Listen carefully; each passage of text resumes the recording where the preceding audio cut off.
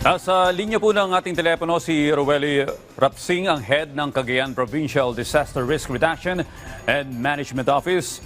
Sir, magandang umaga po sa inyo. Si Audrey Griseta po ito ng Rise and Shine Pilipinas. Magandang umaga po sa inyo at sa inyong mga taga-subaybay po. Okay, sir, napanood po natin yung report kanina, yung gumuho po yung Pigatan Bridge sa Alcala, Cagayan.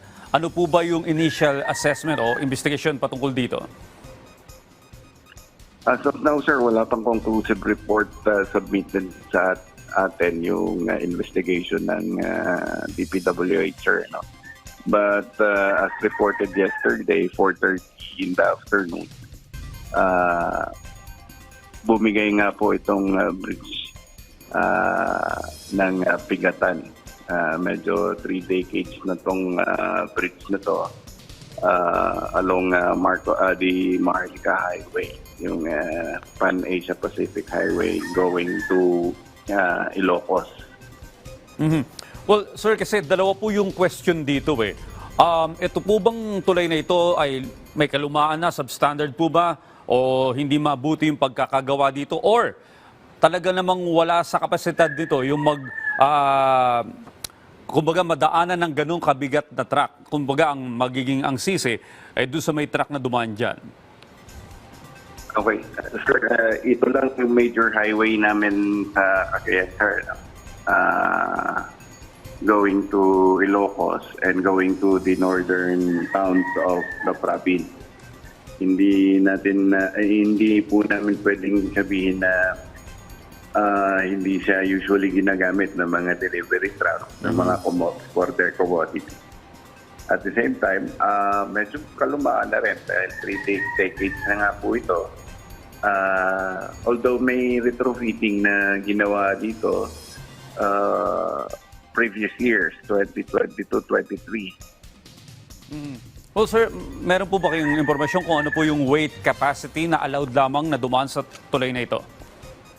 Lahat po, DPWH naman, all roads and bridges, meron silang nilalagay na load limiter. Mm-hmm. Okay, sir, so ngayon po, paano po itong daanan na ito kung pansamantala pong isasara, saan po ang ruta ng ating mga kababayan? Doon sa light vehicle, sir, merong circumferential road within Barangay Pigatan na maaaring daanan. For delivery trucks, dala-dala yung mga commodities nila, may dagdag na almost 2 hours na travel. That they will take San Jose, Bagao going to Kapisayan, Gataran, sir. Mm-hmm. Well, sir, sa inyo pong pag-estima, of course, habang nangyayari yung investigation, nais naman natin magkaroon ng maisaayos to. Gaano po kaya katagal ang aabutin para magkaroon uli ng possible na tulay dyan sa lugar na yan? Yes, sir. I think since na hindi ito program ng DPWH for this year, ipo-propose pa lang ito either for next year or for the coming years. At the same time, they will be making designs pa